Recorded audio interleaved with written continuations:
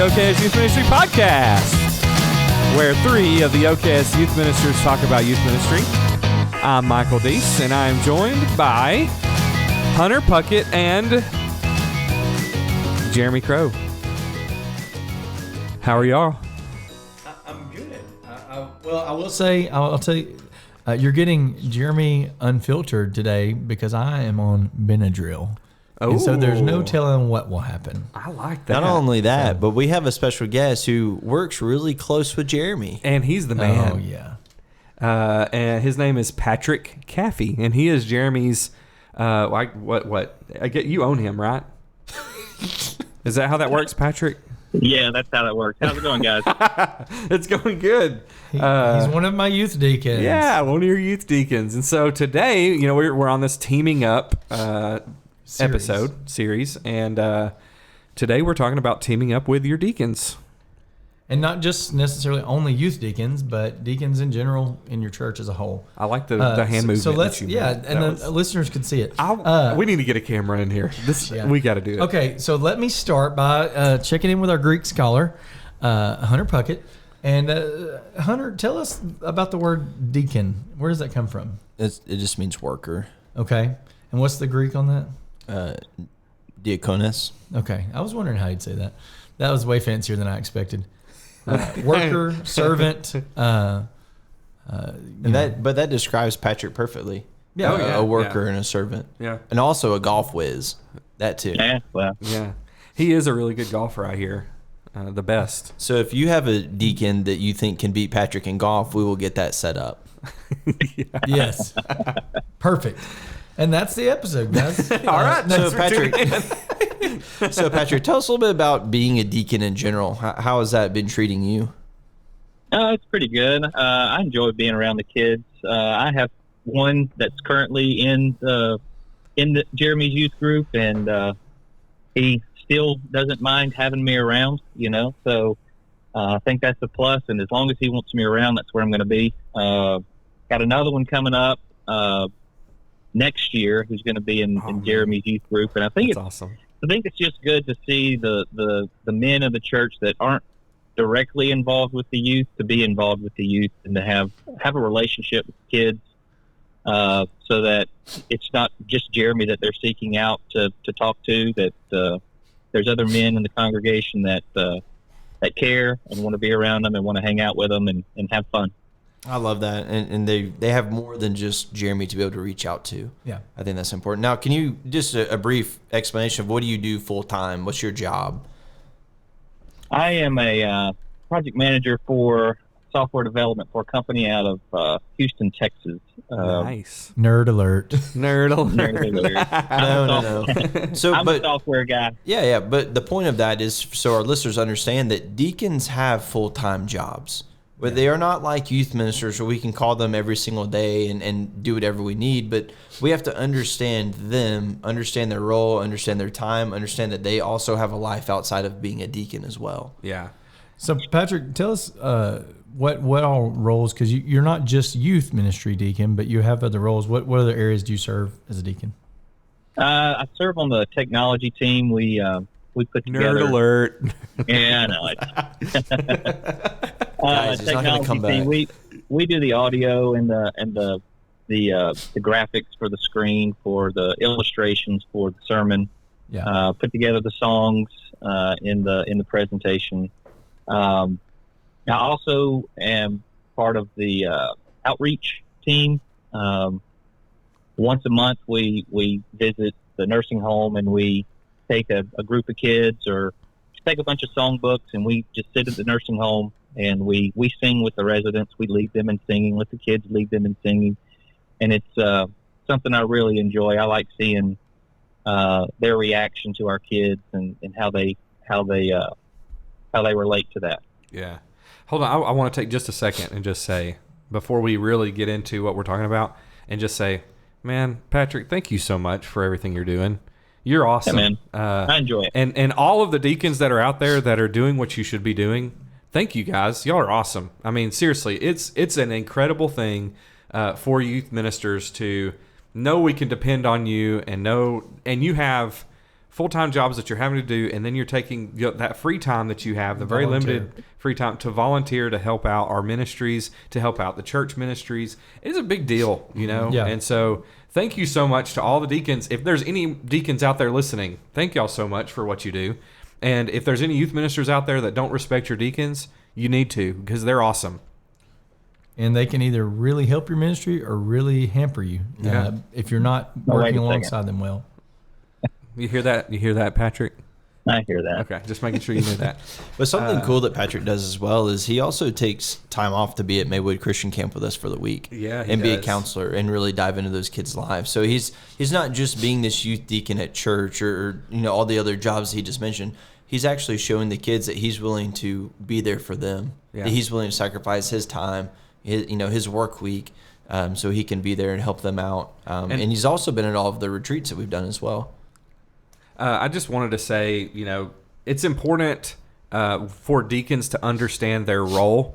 And I think that's kind of why we started off by asking him, what's your job? What do you do? What are your service? What kind of things do you over with your being a deacon and all that? And the reason we ask that is because if you are a deacon or if you're a youth minister, deacons need to understand their role, but you need to understand your role in working with those deacons because it sounds like, Patrick is involved in several different ministry areas, and understand that those are very important to him, and finding ways that we can use those areas and things that he's doing to help out our youth ministry, for our youth ministry to serve, our students to serve. Well, and also recognizing too, Patrick may not always be my go-to guy for every youth event because he may be committed somewhere else at that Correct. time.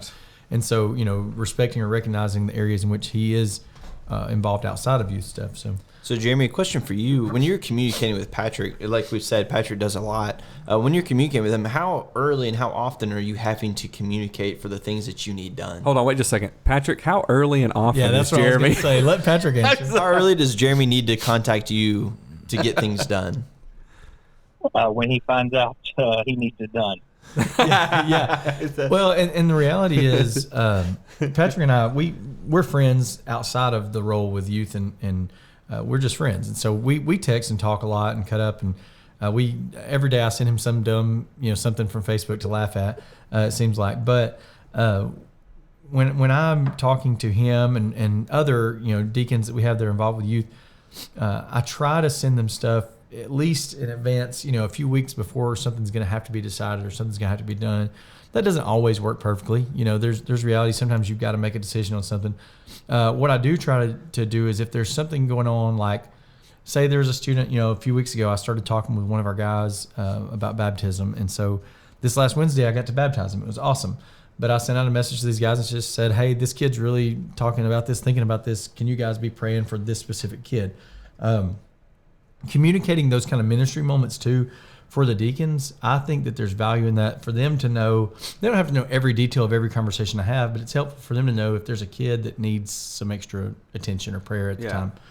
Communicating that when you find that out and letting them be a part of that process in ministry. And I think that keeps the excitement for the deacons going. Would you say that, Patrick? Like hearing stuff like that, does that get you excited? Yeah, it does. It's exciting. Yeah. I just feel like that's one of those things that kind of like, your tank's starting to run empty, and then you get a text saying there's a kid that's about to be baptized, and he's asking the right questions, and we're studying with him, and then that kind of gives you that little extra boost, to carry you through. Oh yeah, I always love hearing that.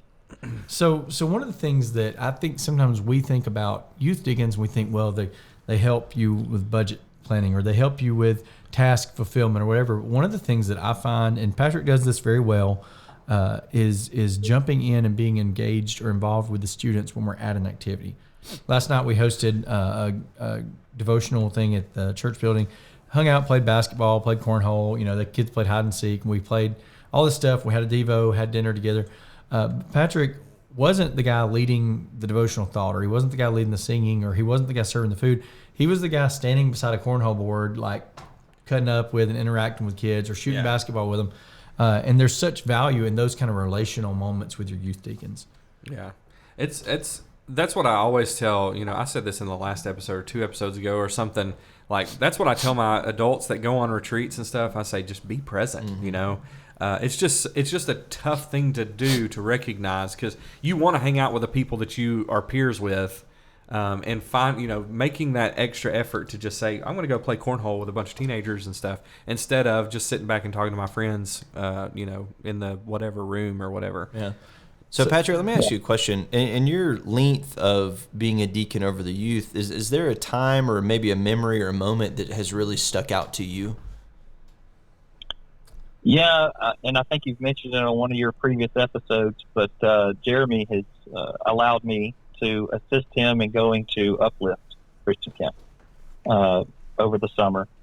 And seeing those kids, not just our youth kids, but seeing the collection of youth kids, or the across the country at Uplift, seeing their reactions with each other, how they worship, how our kids absorb those emotional moments, meeting other people, going to the sessions at Uplift.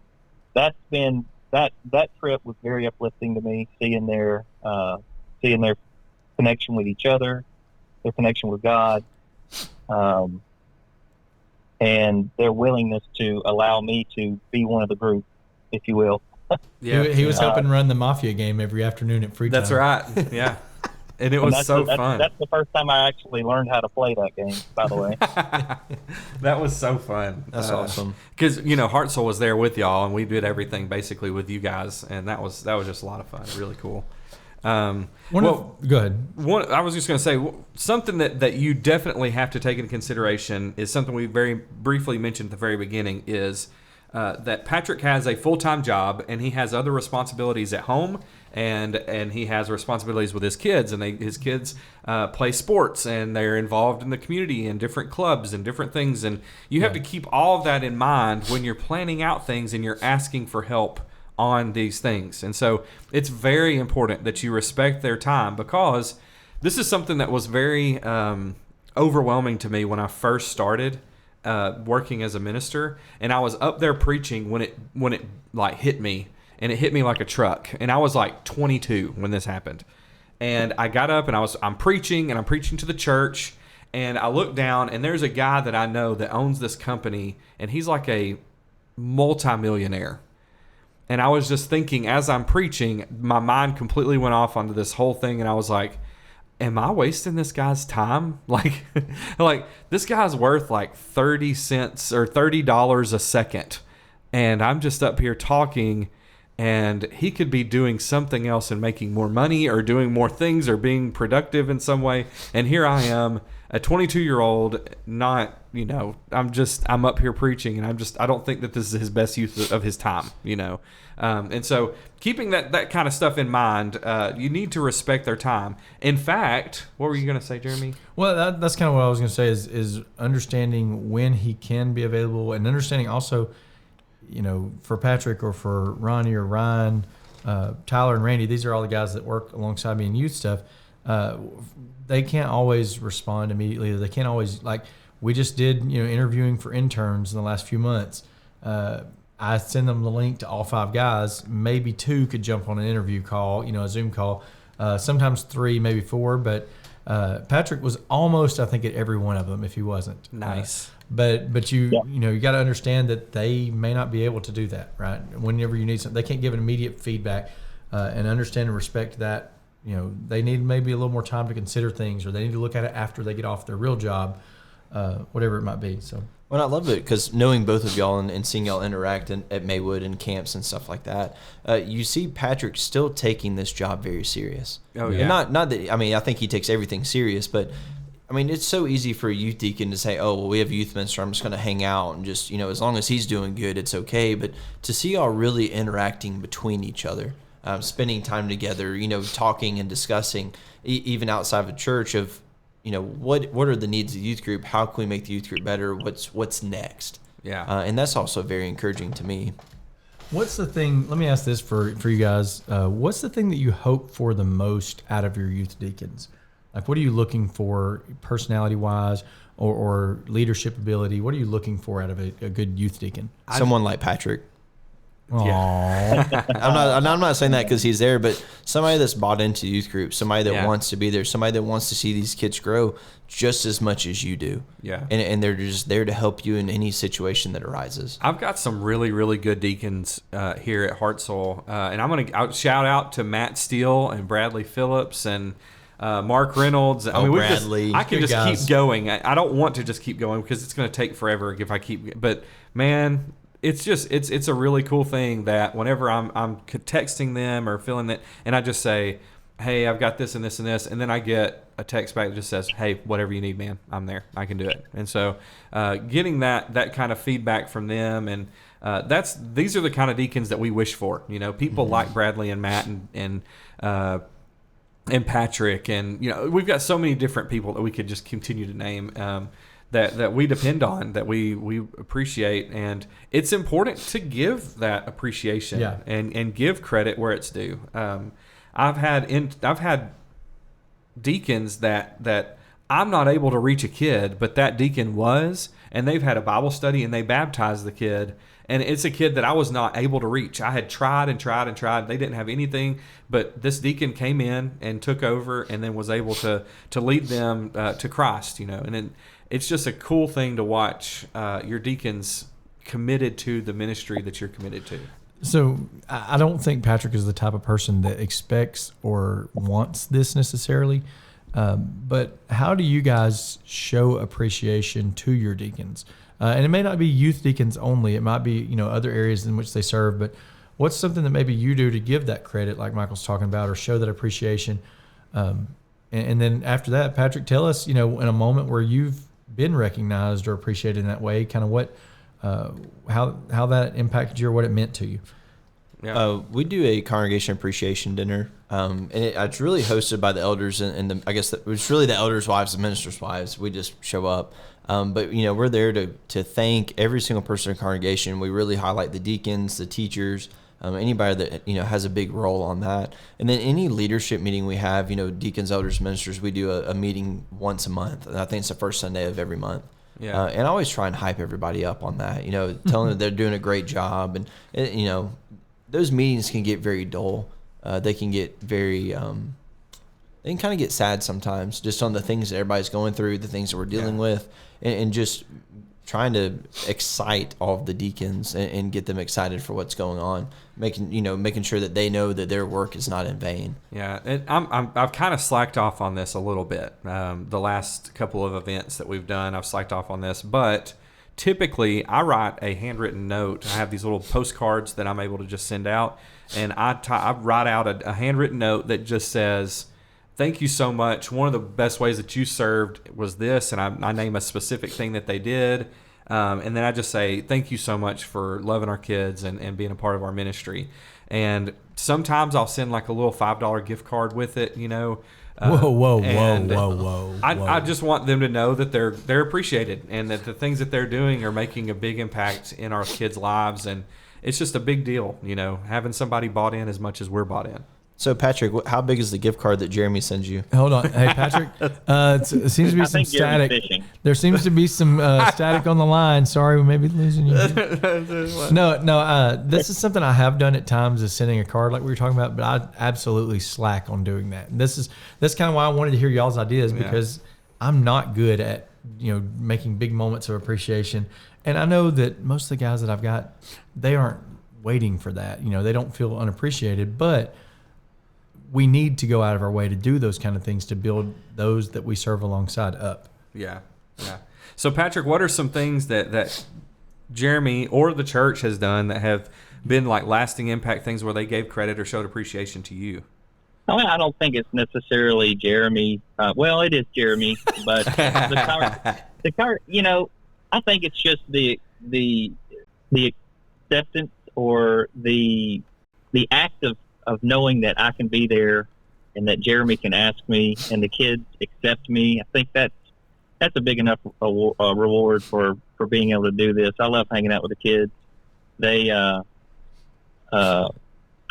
one of those cheesy, quirky dads that makes dad jokes. Awesome. I kind of learned that from Jeremy.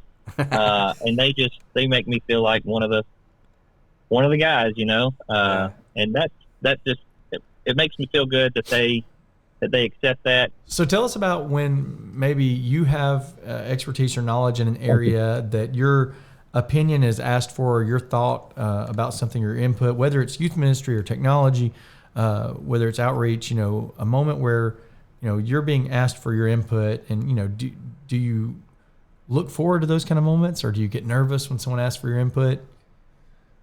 No, I kind of take that as, complimentary. Complimentary. One thing that we're trying to do is we're trying to start a men's ministry at our church, and trying to be very intentional about including our youth, boys and girls, to be around the men, to do activities. That's a great with idea. Our men's ministry. Those are relationships that need to be built within a congregation, and we've had some meetings about this with some elders, and they're taking my input, and we're running with it. So it feels good that they seek out my advice, and that they are taking some ideas that I have to kind of merge these two ministries together, so that we can have built relationships within the entire congregation instead of just within the youth group. Yeah, I think that's an awesome idea. Was that your idea to come up with that?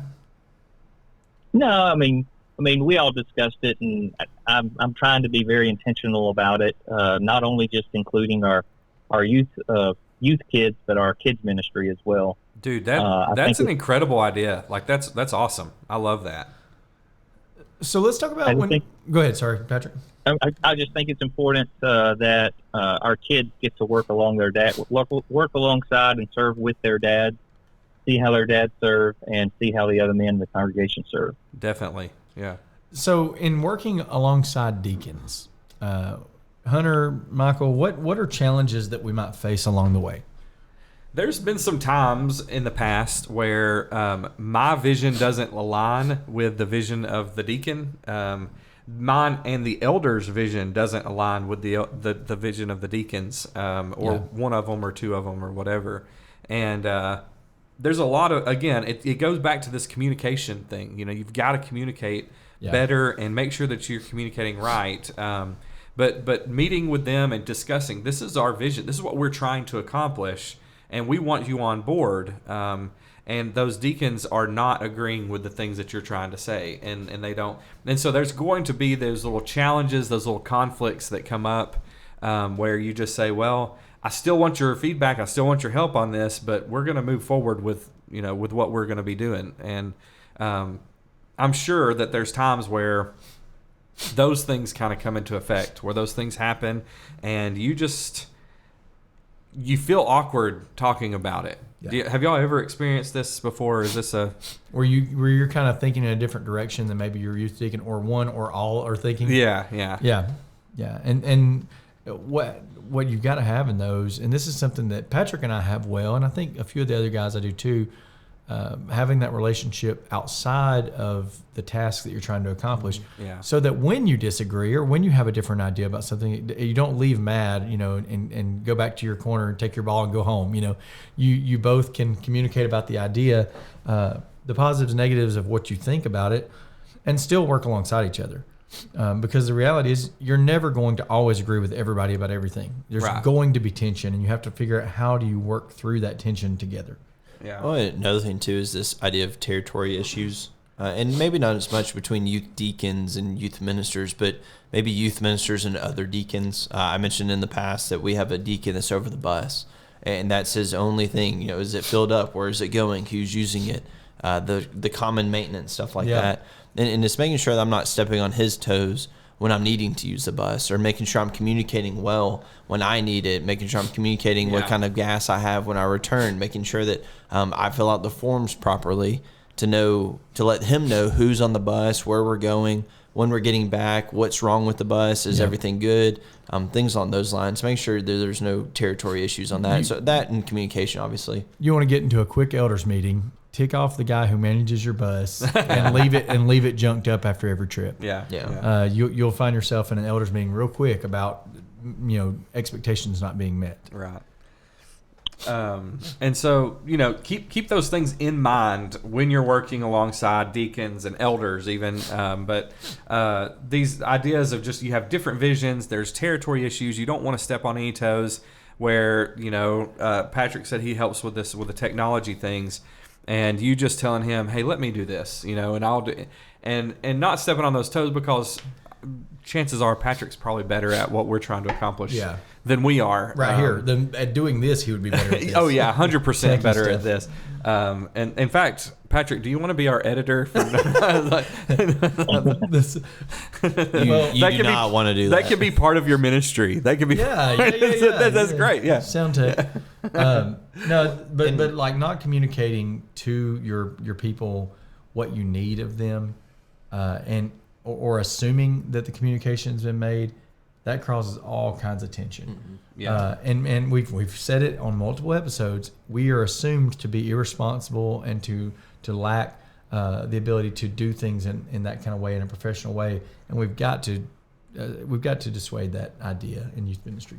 Well, and dealing with busy schedules. Patrick mentioned earlier that he also helps with the technology of the church. If Jeremy needs something done Sunday morning, Patrick's probably not the guy that he needs to go to, because Patrick's worrying about all the technology stuff that's going on before church, getting all the slides ready, who's leading singing, and just getting all of that lined up, and understanding the schedules, understanding their work schedules, understanding their church schedules, understanding their family. I had a really cool experience, I guess I would say, or a time a couple weeks ago. I went to a Hartselle tennis match, and they were playing Coleman, and Patrick's kid plays for Coleman, so I got to see Patrick. Jeremy was there, and we had a really good time of all three of us getting to hang out, watch tennis, and of course they're filling me in on what's going on. But getting to hang out and do that was a lot of fun, and see the guys at times that we usually don't get to see each other. Well, let's move on and talk about Patrick. What is some of the best things that have happened in your ministry that you can think of, or just the joys that this ministry brings to you? We have a group of kids that they're really tight. Whenever we get a new kid in, they like to study with them. They invite them.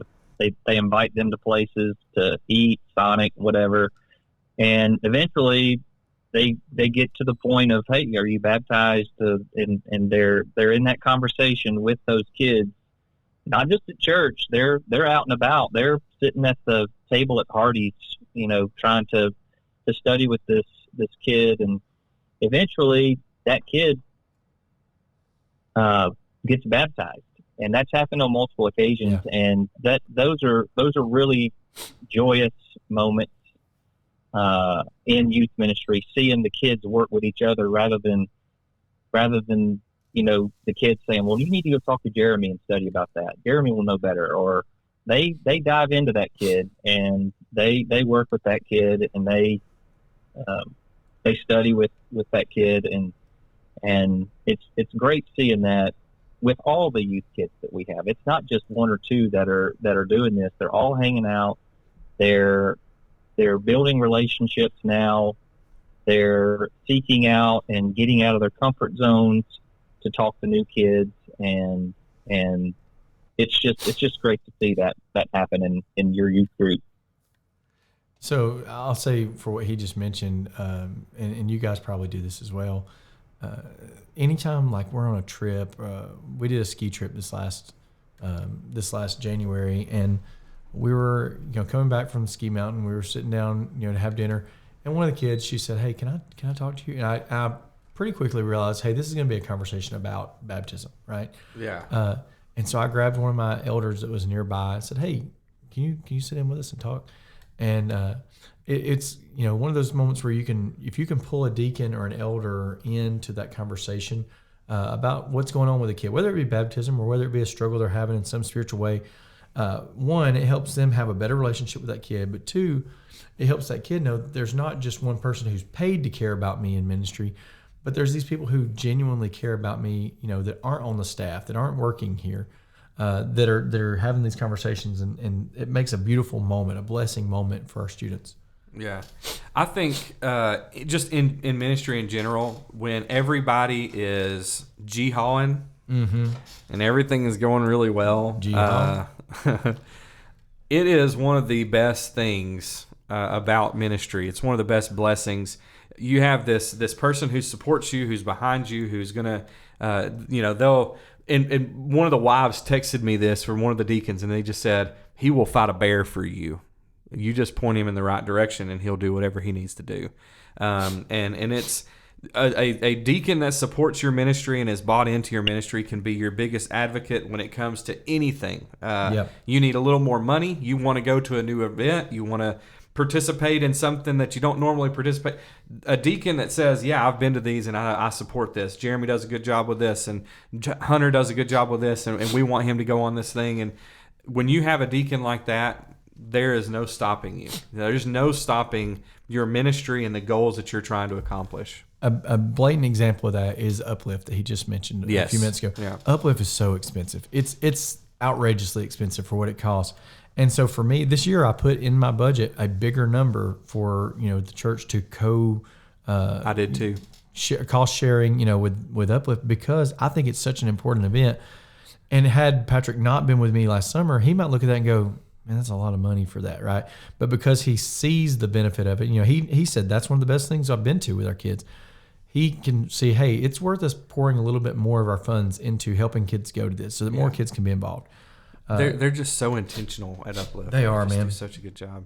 And then then you look at the broader scale of everything. Yeah, that's good to youth ministry and you accomplish these great things, but there is an obvious and visible unity when you're working together. Yeah. When a deacon and a minister are working together and y'all are doing really good together, the church sees that, and the church is blessed by it. They're blessed by it, and they want to see a church that's unified and cooperating and working together. And what's sad is the exact opposite is true too. When you're not cooperating and you're not working together, the church sees that too, and they know that there's problems or something going on between you and whoever. Well, Patrick, we do appreciate you being on the podcast today. We understand that you do have a job, and we do know that that you're at right now. That you are at right now. But we do know that you have a meeting coming up here soon. But we do appreciate you sitting down and talking with us.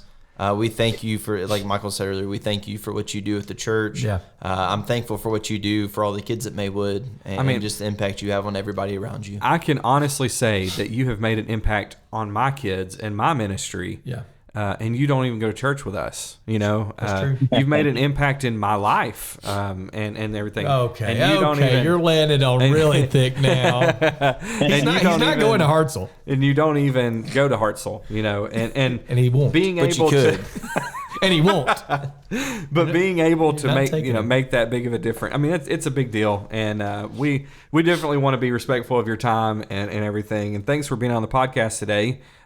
You're awesome. Thank you guys. Hey, we love you, man. Let me say one thing about you guys. I appreciate you guys. The sacrifice you put into building these kids up, the sacrifice away from your family, and I really appreciate all the work that you guys do. And keep up the good work and keep being okay at podcasting. Thank you, Patrick. Thanks, man. Love you, dude. Good to talk to you. All right. See you guys. All right. Bye. Bye. All right, now we can trash him. Yeah. What a guy. Wait till he listens to this part of the episode, that jerk. I'll tell you what, though. With him, his family, I mean, he has some great kids, too. They're awesome. Yeah, they're great. So can we just talk about that Michael tried to steal my youth deacon right here in this episode? Episode. With NIL deals, anything is possible. That's true. Talk about staying in your own lane, know your territory. Get off my youth deacons. No, Patrick's awesome. He does great work. I've got great youth deacons. I don't need another one. That's right. There you go. I did have some time to talk to Bradley the other night at the soccer field. He was awesome. Yeah, we're texting buddies now. I'm soon he'll be going to Coleman with me. So. another NIL deal in the bag. That's well, awesome. We hope that this episode has been a blessing to you. I'm very thankful for Patrick for being on the episode, talking with us, being real with us, and opening up about some stuff. And man, we're loving doing this podcast. We hope you're enjoying it. Make sure to like and subscribe and download and listen and leave comments. That really does help the algorithm, and it gets our show listed up on some of the different things that we have on there. Make sure to visit us at Lads to Leaders in Nashville this weekend. Yeah. This weekend. And it's We will be heading epic. there Thursday. Yeah. Thursday, Yeah. I guess Thursday morning. Tomorrow. Yeah. Because this is Wednesday morning. Yeah, Right. we'll be setting up our booth. We'll be getting everything ready. We'll be registering our groups. Yeah. Come by, say hey, talk to us, ask us some questions. Buy a hat. Buy a hat, Yeah, we're going to have some hats. That's right. and come take a picture of Michael. Hashtag bring With Michael. With Michael. Hashtag bring Michael back to Nashville. Oh, yes. Actually, I don't know if y'all are aware of this. Nashville's packed. It is. Like 12,000 people. Maybe some people leave Nashville and go. Or maybe we can get something going in like the Birmingham, Huntsville area. Ooh. That'd be awesome. I don't know if that would. We have no say so. For the listeners, we have no say so whether that happens or not. That would be epic, but though. it would be awesome. Yeah. That'd be great. And it'd pull a lot of the Alabama people to Alabama as well, and allow the Tennessee churches to attend Tennessee as well. But I love Nashville. I love that area and the way that they run that conference as well. Yeah. Last thing, man, show love and support to your deacons. Yeah. Like, legitimately, this is an important episode because it will make or break your ministry if your deacons are not on your team. Go up and give them a hug Wednesday night. Yeah. That's what you need to do. Kiss them if you need to.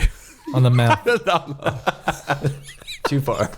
Too far. And that's why we cut things. We're not cutting this. Amen. So, and a Just women. make sure you tell them it's a holy kiss and not just a weird one.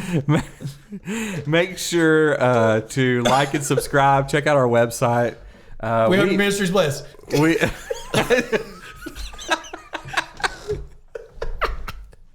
We hope your ministry is blessed. Wait, Jeremy, you have to say it this time. Hey, we do for real hope your ministry is blessed.